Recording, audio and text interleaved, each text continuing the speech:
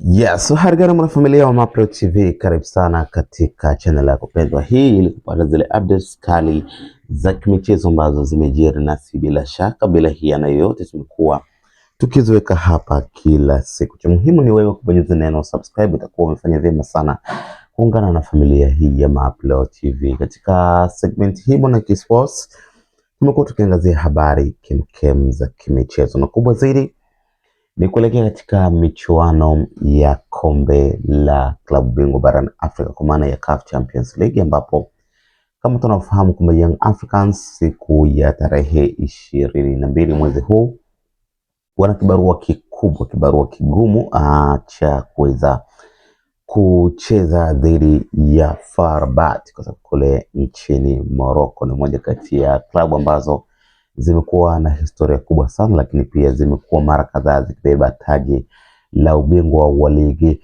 kuu ya kule nchini Morocco. Na hii ni timu ambayo na Profesa Nasreddine Nabi aliweza kuwa miongoni mwa walimu ambao wamepita katika na timu hiyo. Ikumbukwe Nabi baada ya kutoka Young Africans akiwa na mafanikio lukuki aliweza kujiunga na klabu hiyo ya FAR Rabat, klabu ambayo inamilikiwa na jeshi la taifa la Morocco. Kwa hiyo ni moja kati ya klabu kubwa sana, ni klabu ambayo ina uwezo mkubwa, ina wachezaji professionals, lakini pia imekuwa ni klabu ambayo ina ukubwa wa aina yake kwa soka la Kiafrika. So ni kibarua kizito, ni kibarua ambacho Young Africans kama watafaulu kuweza kumpiga FAR Rabat, basi itakuwa wamejitengenezea nafasi nzuri zaidi, kwa sababu Young Africans kipindi cha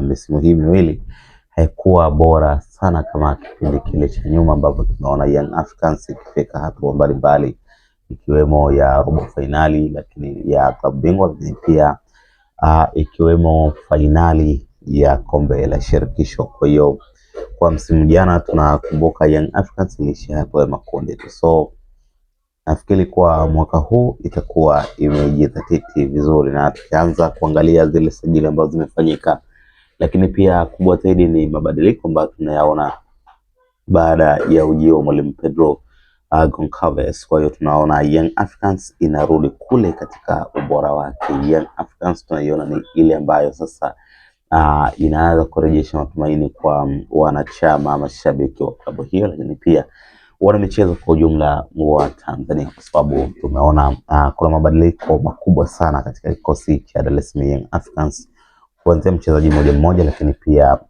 ile timu kama timu katika uchezaji wake, namna washambuliaji wamebadilika. Tunaona mtu kama Andy Boyeli ameanza kuscore, lakini pia uchezaji wake umebadilika. Tunaona kabisa kuna namba 9 ambayo ina kitu ndani yake, lakini ukiangalia pia hata Celestine Ekwa ameacha ule utoto. Tunaona anacheza, anatengeneza nafasi, ana assist.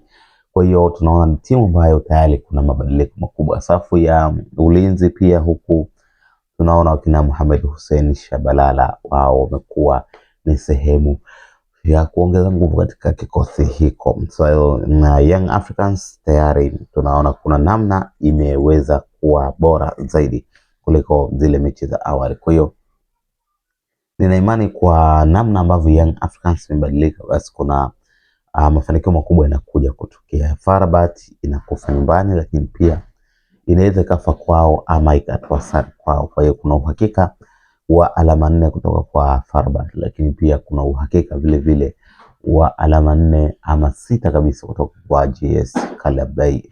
Kwa hiyo Young Africans tunaweza kuona kwamba inakwenda kuleta matumaini makubwa sana. Na maoni gani kuhusiana na taarifa hii? Tafadhali tuandike chini ya comment.